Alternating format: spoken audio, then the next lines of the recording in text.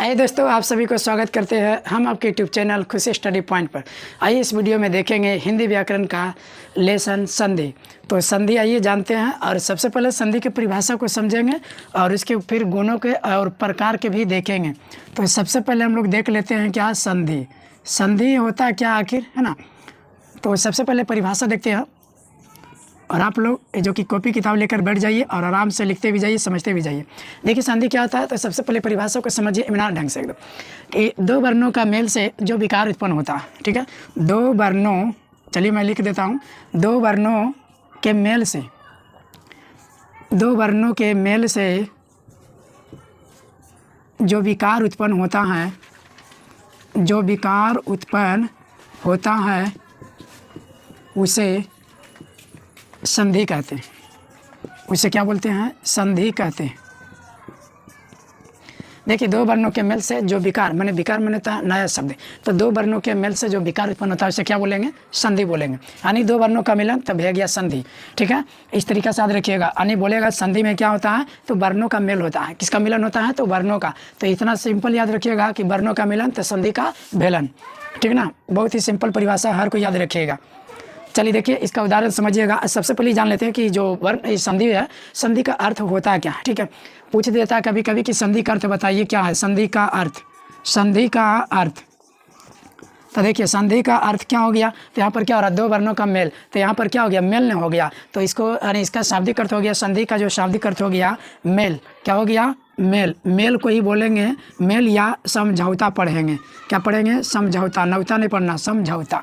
तो संधि का क्या हो गया अर्थ, पूछिएगा सीधा सीधा कि संधि का शाब्दिक अर्थ बताइए जी क्या होता है, तो बोलिएगा मेल या तो समझौता। क्लियर यहाँ तक। चलिए अब इसके उदाहरण की ओर समझते हैं। देखिए यहाँ विकार में कोई ना बढ़ना, विकार में से होता है जो परिवर्तन होता है। जैसे कहने का मतलब हुआ ने माँ हलंत कर दिए और यहाँ पर आ लगा दिए, तो यही नया जो शब्द बन जाता है ना, जिसे माँ बना दिए, तो यही विकार बन गया, माने परिवर्तन हो गया। जैसे माँ हलंत में आ जोड़ दिए तो क्या बन गया, पूरा पूरा माँ बन गया। हलंत का मतलब होता है आधा माँ। तो आइए हम लोग उदाहरण को देखते हैं। संधि तो क्लियर हो गया, एक बार शॉर्ट में समझ लीजिए परिभाषा।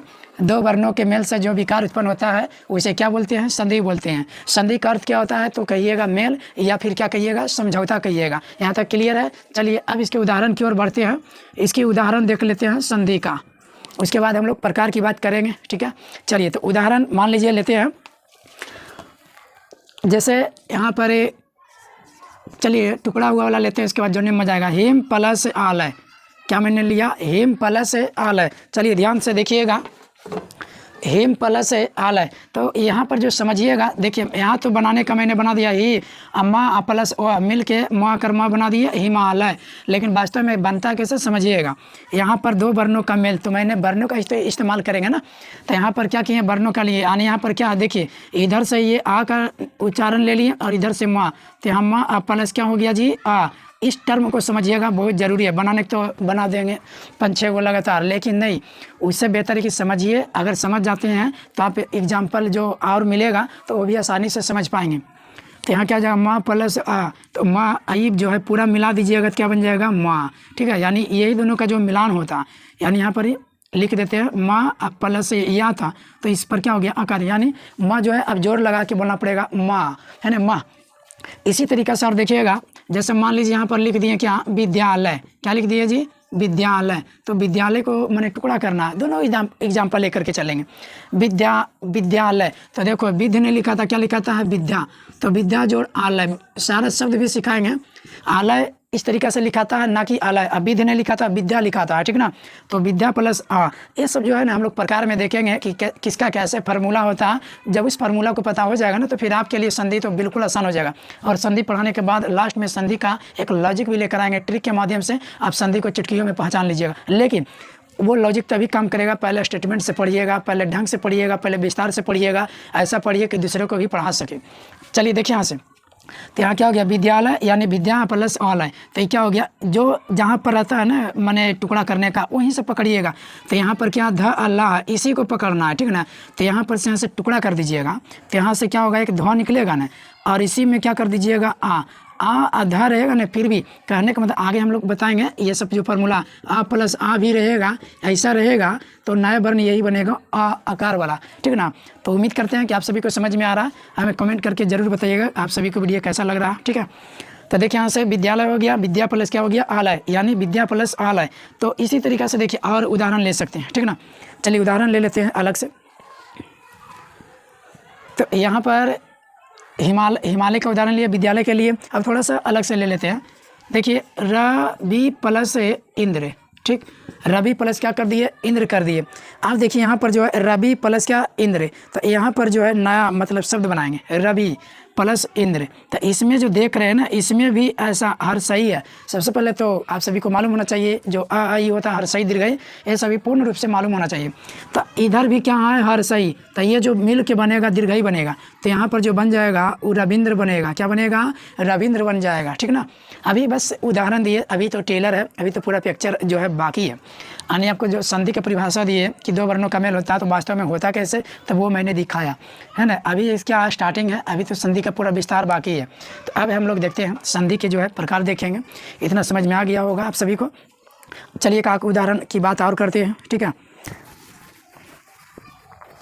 चलिए तो यहाँ पर जो है हिमालय की जगह पर लिए, तो यहाँ पर देखिए विद्यालय ले लिए, रविंद्र ले लिए।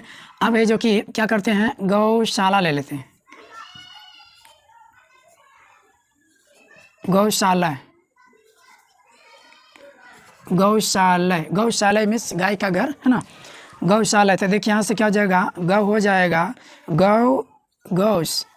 गौशाला। तो देखिए यहाँ पर गौस प्लस आलय, या फिर ऐसे भी बोल सकते हैं माने गौशाला का, चलो कोई बात नहीं गौशाला ही रहने दो। ऐसे गौ मिस होता है गाय, तो गौ का यानी गौ मिस गाय, तो गाय का घर, आलय मिस होता है घर, ठीक है। आलय मिस क्या होता है घर, तो गौ प्लस आलय, तो क्या हो जाएगा सा। देखिए तलाम्बी सा और ये आकार मिलाइएगा ना, तो पूरे तलाम सा ही बन जाएगा, तो गौशाला ही बन जाएगा। क्या बन जाएगा गौशाला। चलिए और उदाहरण देख लेते हैं, थोड़ा सा अलग अलग वाला है ना। देखिए अब उदाहरण लेते हैं देवेश, क्या करते हैं देवेश। आप देखिए मैंने क्या किया देवेश लिख दिए, क्या लिख दिए देवेश। तो ये जो है वास्तव में किस तरीके से टूटता है, तो देव प्लस ईश, तो इस तरीके से ईश जो लिखा था इस तरीके से लिखा था ईश्वर वाला ईश। तो ये सब जो है नए नए जो वर्ड आएगा है ना, वो सब प्रकार में देखने को मिलेगा, ठीक है। तो यहाँ पर जो है कैसे परिवर्तन हो गया, तो देखिए वाह का जब उच्चारण पढ़ते हैं वाह पढ़ते हैं वाह, तो इसमें जो है आ आता है, ठीक है। और इधर क्या है हर दीर्घाई है, तो आ प्लस से दीर्घाई जब मेल होता है तो ये बदल जाता है एक कार में, है ना। हर सही दीर्घाई एक आर एक आर इसमें बदलता है। तो ये सब जो है हम लोग प्रकार में देखेंगे। ये उदाहरण दिए संधि के लिए, ठीक है। चलिए इतना कंप्लीट हो गया ना। तो यही दोनों मिलने से क्या हो गया वे बन गया था। अब यहाँ पर आ, तो आ जो है वा में आ बन गया, तो यहाँ पर वा प्लस ई है, तो आपका ये ना बन के वे बनेगा ना, क्योंकि आ के चलते बन गया ए, लेकिन बा के चलते तो वे बनेगा। तो इसी के कंडीशन के अनुसार क्या हुआ यहाँ पर वे लग गया देवेश। तो चलिए अब हम देखते हैं संधि के प्रकार, ठीक है। चलिए देखते हैं संधि के प्रकार। तो देखिए संधि जो है मुख्यतः 3 प्रकार के होते हैं, ठीक है। चलिए मैं यहाँ बना देता हूँ कॉलम। संधि कितने प्रकार के होता है, तो 3 प्रकार के। एक होता है स्वर संधि, एक होता है क्या स्वर संधि, और दूसरा जो होता है व्यंजन संधि, और तीसरा होता है विसर्ग संधि। संधि कितने प्रकार हो गया, 3 प्रकार टोटल। एक स्वर संधि, फिर व्यंजन संधि, और उसके बाद क्या हो जाता है विसर्ग संधि। तो आइए हम लोग बारी बारी से देखेंगे। तो सबसे पहले हम लोग पढ़ेंगे क्या स्वर संधि, जब ये पढ़ लेंगे तो उसके बाद पढ़ेंगे व्यंजन संधि, उसके बाद पढ़ेंगे तीसरा में विसर्ग संधि। तो आइए समझते हैं सबसे पहले स्वर संधि के, ठीक है। तो देखिए यहाँ पर क्या था, स्वर संधि किसको कहते हैं, तो स्वर्ण वर्ण के साथ स्वर्ण वर्ण के मेल से, देखिए स्वर संधि है तो स्वर्ण वर्ण का मेल है ना, स्वर्ण संधि, तो स्वर्ण वर्ण के साथ स्वर्ण वर्ण का ही मेल हो, यानी इसमें स्वर्ण संधि की बात करें। तो देखिए चलो यहाँ पर हेडिंग बना देते हैं, बारी बारी से पढ़ेंगे। तो स्वर संधि क्या हो जाएगा जी, स्वर संधि। तो स्वर संधि कहता है क्या, तो स्वर्ण वर्ण का मेल स्वर्ण वर्ण से ही हो, स्वर्ण वर्ण का मेल क्या हो, स्वर्ण वर्ण से ही हो, तो उसको क्या बोलते हैं स्वर्ण संधि। जो बनेगा नया शब्द उसको बोला जाएगा स्वर्ण संधि, स्वर संधि। चलिए तो इसका परिभाषा क्या बन जाएगा, स्वर्ण वर्ण के साथ स्वर्ण वर्ण के मेल से। देखिए यहाँ पर लिख देते हैं, हालांकि इसकी परिभाषा जानने की इतना ज़रूरत नहीं है, फिर भी बता देते हैं। देखिए स्वर वर्ण के साथ स्वर वर्ण के साथ स्वर वर्ण के साथ स्वर्ण वर्ण के मेल से, स्वर्ण वर्ण के साथ स्वर्ण वर्ण के मेल से, स्वर्ण वर्ण के मेल से जो विकार उत्पन्न होता है, जो विकार उत्पन्न होता है उसे स्वर संधि कहते हैं। ठीक है, तो उसे स्वर संधि कहते हैं। सर नहीं बोल देना, स्वर संधि, स्वर संधि कहते हैं। क्लियर हो गया। स्वर्ण वर्ण के साथ स्वर्ण वर्ण के ही मेल होना चाहिए। यानी इसमें बोल सकते हैं किसका, तो स्वर वर्ण प्लस स्वर वर्ण बराबर क्या बन जाएगा, स्वर्ण संधि, है ना। इस तरीके से एक फार्मूला भी बन गया। स्वर्ण वर्ण प्लस स्वर्ण वर्ण तो मिलके बनेगा क्या, तो स्वर्ण संधि ही बनेगा। स्वर्ण वर्ण प्लस स्वर वर्ण, तो इसके मिलान से जो विकार उत्पन्न होगा उसे क्या बोलेंगे, स्वर संधि कहेंगे। ठीक, चलिए, तो इसमें जो है स्वर्ण संधि का हम लोग क्या करते हैं, तो सबसे पहले इसको ना, इसका जो फॉर्मेट होता है बनाने का वो देख लेते हैं कि स्वर्ण संधि में स्वर का कैसे होता है परिवर्तन, नया वर्ण कैसे बनता है। कभी कभी ऑब्जेक्टिव में ना वो डायरेक्ट पूछ देता है कि आ प्लस आ मिलके कौन सा नया वर्ण बनेगा। ठीक, चलिए, तो इतना हो गया ना। तो यहाँ पर क्या स्वर्ण वर्ण के ही मेल से करना है। जैसे देखिए किसके टर्म से बनाएंगे तो समझिएगा,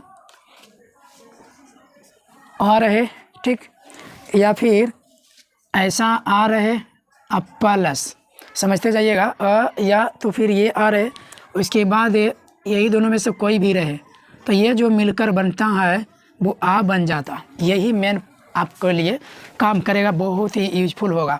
इसे बहुत ही अच्छे से समझिएगा। देखिए अब यहाँ पर क्या हो गया, ये देखिए आ प्लस या तो आ ऐसा रहे, यानी दोनों में से, और इधर दोनों में से कोई एक रहे तो नया वर्ण जो बनेगा वो आ बनेगा। मतलब कि इस तरीक़े से देखिएगा, यहाँ पर ही मान लीजिए कि अ लिए, ठीक है, क्या लिए, अ, तो आ प्लस क्या कर दिए, यहाँ पर आ मिला दिए तो नया वर्ण क्या बन गया, आ ही बन गया। ठीक है, आ प्लस आ, तो नया वर्ण क्या होगा, आ ही बनेगा, दीर्घा आ। उसके बाद फिर क्या हो जाएगा कि आ प्लस आ हो गया, है ना। ऐसा भी रहेगा तो देखिए, या तो फिर देखिए यहाँ तो आ भी ये भी आ, या तो फिर ऐसा रहेगा, दूसरा हम लिख रहे हैं आ प्लस दीर्घा वाला आ माने आकार हालांकि, तो यहाँ से क्या हो जाएगा, यही बनेगा आ। देखिए ना, कोई भी कंडीशन में आप इसको पहले पकड़ लीजिए, यही मेन आपका फार्मूला बन गया कि स्वर का मेल कैसे बनता है। स्वर मिलाएंगे दीर्घा बन जाएगा। ठीक है ना, तो देखिए यहाँ कंप्लीट हो गया ना। तो ये जो है ये फार्मूला हो रहा है स्वर्ण संधि का। ठीक है ना, स्वर्ण का मेल। तो इसी तरीके से और बढ़ाएंगे तो क्या होगा, तो यहाँ से इधर आ बना देते हैं और इधर बिना आकार वाला आ बना दिए तो क्या बन जाएगा, आकार आ। ठीक ना, तो इस तरीक़ा से होता है। तो आइए इसको जो है ना बारी बारी पढ़ेंगे। तो स्वर्ण संधि के प्रकारों में ही कर देते हैं। तो स्वर्ण संधि के जो प्रकार होता है मुख्यतः ये 5 प्रकार के होता है। ठीक है, उसी प्रकारों में ये सभी है। तो यहाँ पर क्या करते हैं, प्रकार ही बना देते हैं कि स्वर्ण संधि के कई प्रकार, तो 5 प्रकार होते हैं। आप इतना स्क्रीनशॉट ले सकते हैं। चलिए तो इसका प्रकार देखते हैं जी, उसी में लिख देंगे फार्मूला, है ना, कि स्वर्ण का जो बनता है, स्वर वर्ण मिलता है तो कौन संधि बनता है, स्वर्ण संधि बनता है। स्वर्ण संधि जो है कई प्रकार के होता है, तो 5 प्रकार के होता है। चलिए पहला होता है क्या, दीर्घ स्वर संधि। क्या होगा, दीर्घ स्वर संधि। आइए दूसरा, ये हो गया पहला दीर्घ स्वर संधि हो गया। और दूसरा जो होता है आपका, ये दीर्घ स्वर हुआ ना, उसके बाद आपका हो जाएगा क्या, दीर्घ स्वर, उसके बाद गुण स्वर। ये सब बहुत प्रकार के होता है, यानी करीब 5 वो हो जाता है इसका।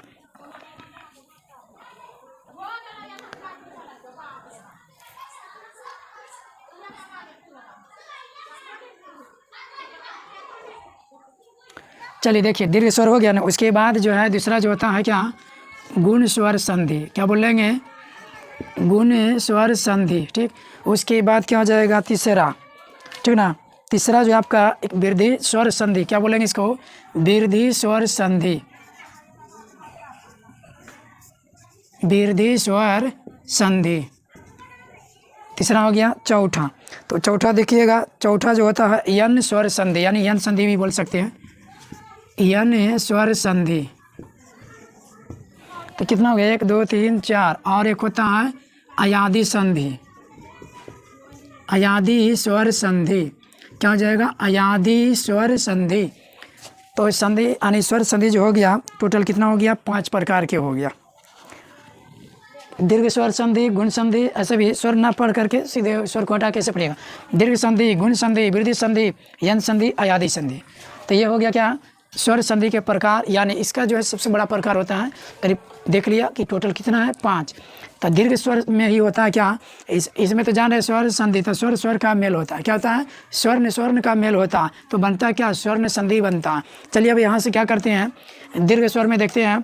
दीर्घ स्वर्ण के जो होता है रूल क्या होता है बनाने का, ठीक है। इसमें क्या था कि 2 सजातीय वर्ण रहेगा, है ना, 2 क्या रहेगा, स्वर्ण सजातीय वर्ण रहेगा, उसी के मेल से क्या होगा, विकार उत्पन्न होगा, नया वर्ण बनेगा, उसी को क्या बोलेंगे, दीर्घ संधि बोलेंगे, दीर्घ संधि। तो आइए दीर्घ संधि का क्या करते हैं, फार्मूला देख लेते हैं। चलिए देखिए दीर्घ संधि का जो है फार्मूला लिख लीजिएगा। फार्मूला किस कंडीशन में बनता है, तो देखिए यहाँ पर ये केस, अगर ये ऐसा रहे या फिर आकार आ रहे, जो भी रहे, इधर भी वही चीज़ रहे, आ या आ, तो ये जो मिल के बनता है वो आकार ही बनता है, ठीक है। कैसे, तो देखिए यहाँ से आ कर दिए प्लस, यहाँ भी कर दीजिए ऐसा ही, देखिए ये रहे थे, ये रहे, आ प्लस आ मिल के क्या बनेगा, आ बनेगा। इसी प्रकार आ प्लस आ रहेगा तो क्या बनेगा, आ ही बनेगा, ठीक है ना, यानी क्या स्वर्ण संधि है, ठीक है ना। या तो फिर इसको रिप्लेस कर दीजिए, इधर आ जाए, ठीक, या तो फिर वो उधर चले जाए, तो क्या बनेगा, दीर्घा आ बनेगा, यानी आ कर आ बनेगा। या तो फिर दोनों पर रहे क्या, आ प्लस से ये भी क्या हो, आ अगर आई तो क्या बनेगा, आ, तो इसको बोलते हैं दीर्घ स्वर, ठीक है ना। इसको थोड़ा सा विस्तार से समझिएगा, इसका एग्जाम्पल भी कराएंगे।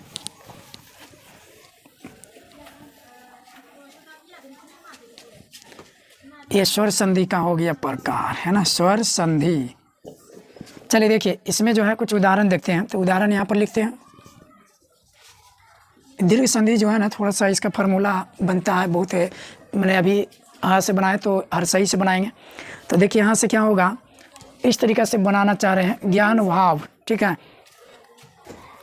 चलिए देखिए यहाँ से उदाहरण लेते हैं, ज्ञान भाव, ज्ञाना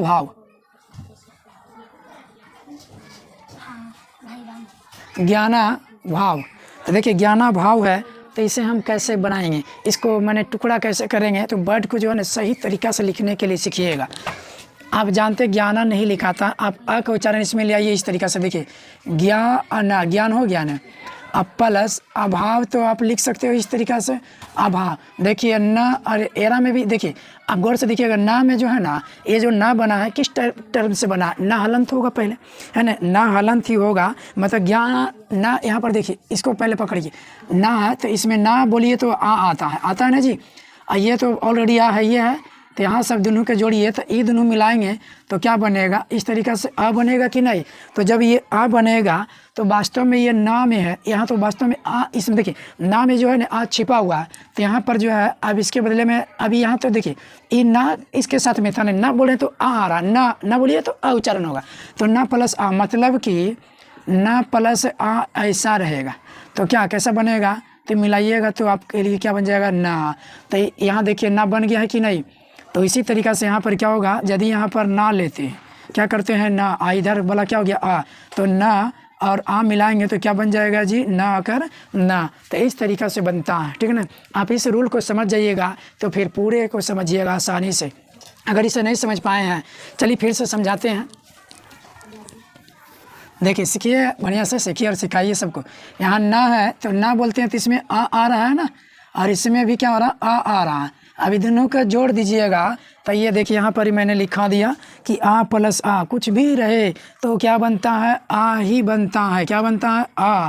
तो यदि यहाँ पर ना है तो सच में तो ना है, तो ना प्लस आ, तो ना प्लस आ बताइए आप ही लोग, क्या हो सकता है कि नहीं, बताइए। ना प्लस आ कितना सिंपल है, तो ना प्लस आ तो यही ना बनेगा। अब यहाँ पर क्या कीजिएगा कि आ है तो क्या करिएगा, यहाँ भी आ तो यही बनेगा ना। अब रा प्लस आ रहेगा, ऐसा भी कुछ भी रहे तो क्या बन जाएगा, रा के जगह पर आ तो नहीं बनाइएगा, रा ही बनाइएगा ना। तो इस तरह से बनता है। तो क्या बन गया, ज्ञान प्लस अभाव, यानी इसमें ना में तो आ का उच्चारण आ प्लस आ, फार्मूले के है ना डायरेक्ट हो गया प्लस आ, तो आ बनता। तो ना में आ है तो ना आ जोड़ेंगे तो ना हो जाएगा। उम्मीद करते हैं समझ में आ गया होगा। चलिए नेक्स्ट एग्जाम्पल की ओर बढ़ते हैं। देखिए लेते हैं उदाहरण, परमात्मा। ऐसा करते हैं, एक जोड़ने वाला एक तोड़ने वाला लेते हैं। तो देखिए यहाँ से क्या हो जाएगा, परम प्लस आत्मा, परम प्लस क्या हो जाएगा आत्मा। अब वास्तव में आत्म नहीं लिखा था, आत्मा लिखा था। देखो शुद्ध शुद्ध मतलब ही लिखना, व्याकरण किसको बोलते हैं? शुद्ध शुद्ध लिखना, शुद्ध शुद्ध पढ़ना, है ना, दूसरे के सामने भी शुद्ध शुद्ध बोलना, ये सब व्याकरण में आता है। व्याकरण से हमें यही सीख मिलता है कि शुद्ध शुद्ध शब्दों का उच्चारण लाना पड़ता। पर अब यहाँ पर क्या कीजिएगा, माँ को निकाल लीजिए। क्या निकाल लीजिए? माँ को। और यहाँ से आ को निकाल लीजिए। समझ पा रहे हैं? अब ये माँ में आ रहा है, यदि यहाँ पर सच में माँ की जगह पर जैसे मान लीजिए सपोज करें यहाँ पर आ होता तो वास्तव में यही तो बनता। देखिए गौर से, आ प्लस आ, तो वास्तव में क्या बन रहा था? आ बन रहा था कि नहीं? तो यही हो गया। तो यहाँ पर क्या है? माँ है, तो क्या दिक्कत है? माँ। अब माँ, अब देखिए माँ हलन पूरा माँ बना है कि नहीं? इसमें आ है छिपा हुआ, तो वास्तव में क्या बन जाएगा? माँ। तो यहाँ पर जो है क्या नहीं बन जाएगा? अभी दोनों मिला दीजिएगा तो क्या बन जाएगा? माँ। तो क्या बनेगा?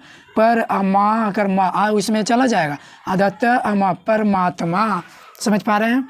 चलिए और उदाहरण को देखिए। परमात्मा हो गया ना, उसी तरीक़ा से ज्ञात्मा भी लिख सकते हो। ज्ञात्मा, ज्ञात्मा, तो ज्ञात्मा इसको तोड़िए तो ज्ञात्मा, ज्ञा लिख पाएंगे? यस। अब प्लस से यहाँ से क्या लिखिएगा? आत्मा। आत्मा, आत्मा नहीं लिखा था, आत्मा नहीं लिखा था, ठीक ना? क्या लिखा था? आत्मा। देखिए ना, इसको जोड़ के देखिएगा, ज्ञा प्लस तो ज्ञा, मतलब कि तोड़िए ऐसा कि जो शब्द हो वो सही नजर आए। ठीक है, चलिए देखिए यहाँ से क्या आ रहा है? ज्ञात्मा। तो ज्ञात्मा, तो देखिए यहाँ पर आत्मा। ये ना कि ऐसे लिखिएगा, ऐसे कहीं वर्ड शुद्ध नहीं होता। शुद्ध लिखने का प्रयास करिएगा, शुद्ध ही आपका ये संधि विच्छेद काम करेगा। आत्मा, आत्मा लिखिएगा, आत्मा नहीं लिखिएगा, आत्मा। तो ज्ञा प्लस क्या हो जाएगा? आत्मा। तो मिलाइए इसको, देखिए यहाँ से ऐसा वाला भी तो टर्म है कि देखिए यहाँ पर ये आ छिपा हुआ, इसमें आप प्लस, इसमें ये आ गया। ये तो सभी वर्ड में आ का उच्चारण आता है ना, अधिकांश में जितना रहेगा ये सब म व र, आ का उच्चारण समझिएगा कि किस में आ रहा, उसी से निकाल करके बना लीजिएगा, हो जाएगा। चलिए उदाहरण और देखते हैं।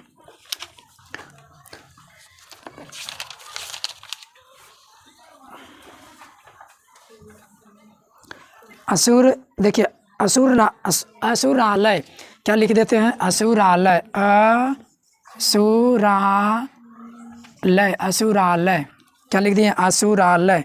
तो देखिए इसको ध्यान से देखना कि असुरालय को कैसे बनाएंगे, ठीक है ना? असुरालय। तो देखिए यहाँ पर वर्ड को ने शुद्धतम लिखने का प्रयास करिएगा। यहाँ पर क्या यहाँ से निकलेगा? यहीं पर संधि विच्छेद होगा, है ना? तो यहाँ पर क्या हो जाएगा? असुर। असुर माने राक्षस, तो अछूरा नहीं लिख देना है, असुर। अब प्लस से यहाँ पर अलय भी तो नहीं होगा क्योंकि आ इसमें छिपा हुआ है ना, अलय नहीं लिखा था बल्कि क्या लिखा था? आलय। ये सब वर्ड को पकड़िएगा तो बन जाएगा आसानी से। आप यहाँ पर देखिए रा प्लस आ मिला, क्या बन जाएगा? रा। और यहाँ पर इसको रा कर दीजिए, असुर आलय, आ को हटा दीजिए, इसमें आ गया ना। यानी रा प्लस क्या है? आ, तो मिल के बनेगा रा। क्या क्या था? असुरा, इधर क्या? अल्लाह, तो यह असुरालय। ठीक है, चलिए और है जो कि देखते हैं। इसका पहला फॉर्मूला देख लिए, अब दूसरा देखते हैं।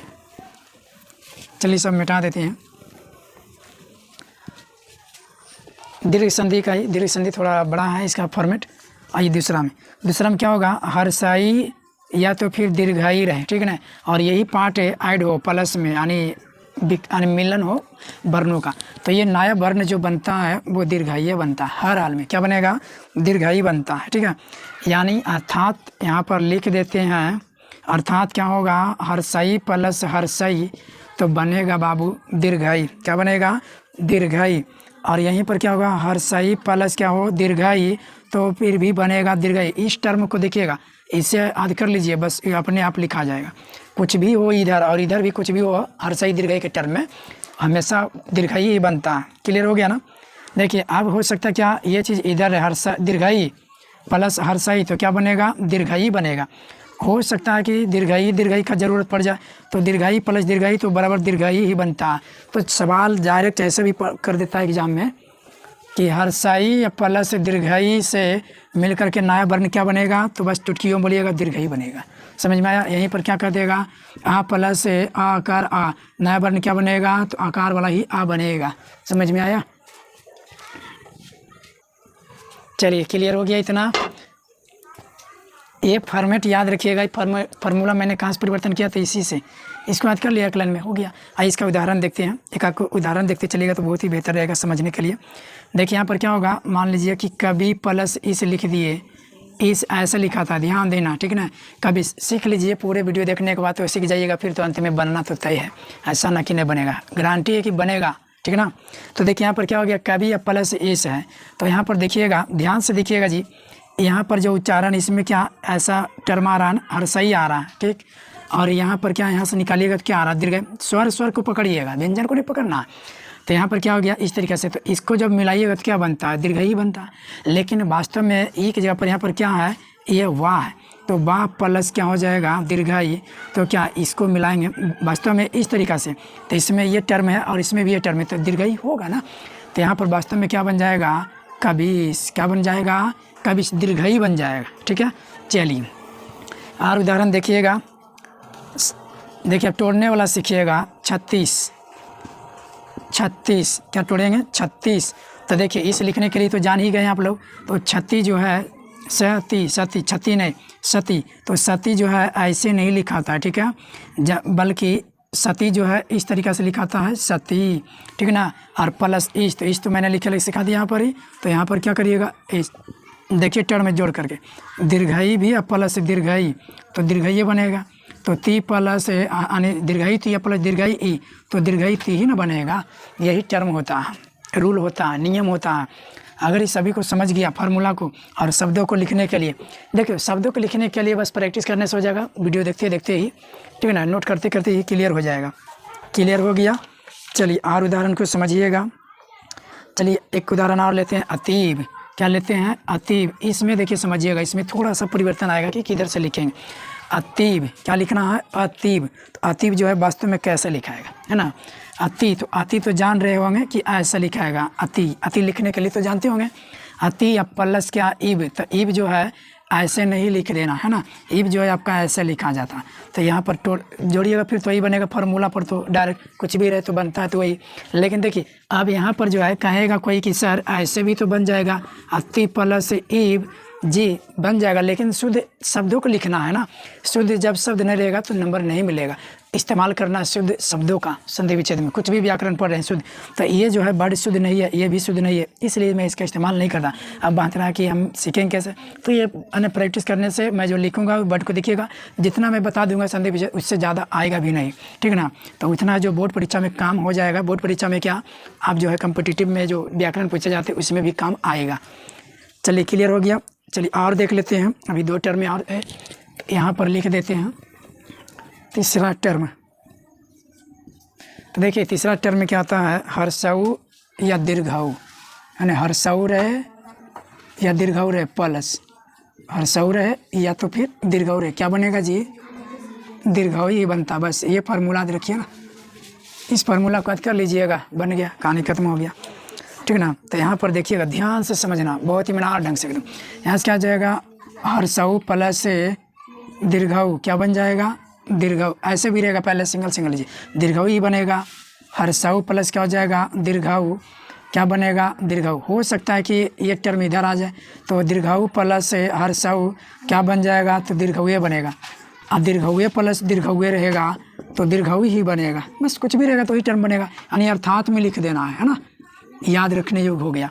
अब इसका उदाहरण देख लेते हैं जी। तो इसका उदाहरण लेते हैं, गुरु उपदेश। क्या करते हैं, गुरु उपदेश, गुरु प्लस उपदेश, उपदेश, गुरु प्लस क्या करते हैं, उपदेश, ठीक। तो गुरु प्लस उपदेश, तो यहाँ पर जो है गुरु प्लस उपदेश जो है ये क्या बनेगा, तो गुरु में अब ऐसे लिखना है ना। वो इसी में टर्म में आ गया, ग्रुप देश क्या हो जाएगा, ग्रुप दे, यानी इसमें टर्म में जुट जाएगा ना, तो यहाँ पर आ जाएगा। प्रदेश तो लिखना ही है, तो आराम से लिख दीजिएगा, चलेगा। तो गुरु प्लस क्या हो गया, उपदेश, यानी प्रदेश रह जाएगा, इधर गुरु यानी गुरुपदेश हो जाएगा। क्या हो जाएगा, गुरुपदेश हो जाएगा। यानी इसमें जो टकराएगा ये रू से टकराएगा, रू प्लस ऊ से, ठीक है ना। तो ये बन जाएगा क्या, ऐसा वाला रू, ठीक है ना, दीर्घऊ रू बनेगा। कौन सा रू बनेगा, दीर्घऊ रू बनेगा।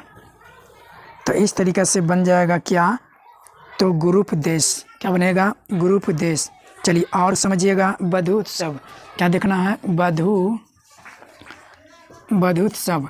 तो देखिए वास्तव में कैसे बनेगा, बधू कैसे लिखा था आप लोग कार्ड में देखे होंगे, शादी उदी में छपता है तो बधू पक्ष वर पक्ष, है ना।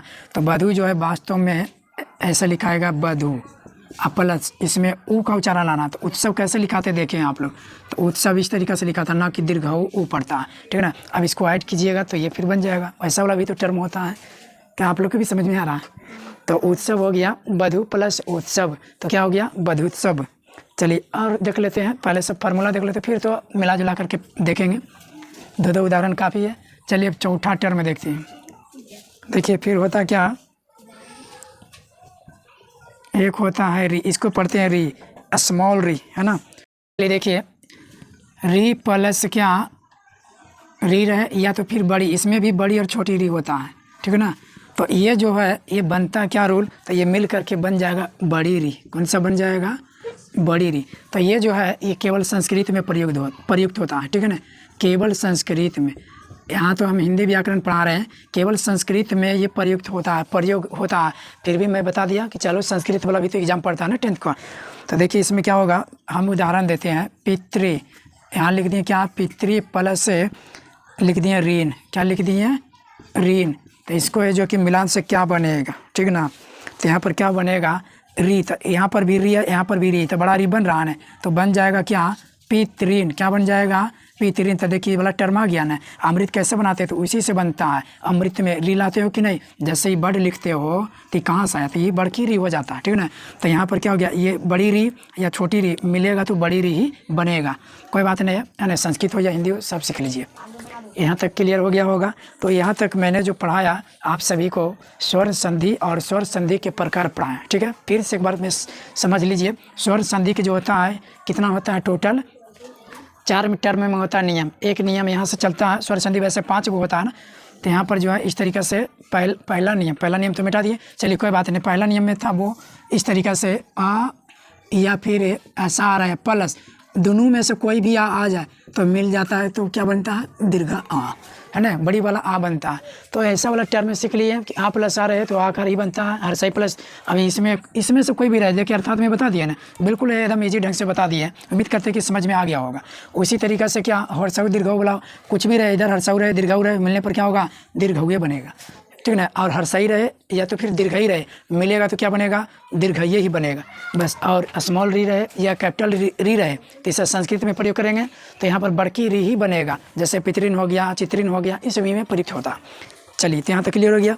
अब जो है नेक्स्ट हम लोग सीखेंगे स्वर्ण संधि के बस प्रकार का जो अगला प्रकार है वो नेक्स्ट वीडियो में देखेंगे, नेक्स्ट आने वाली वीडियो में।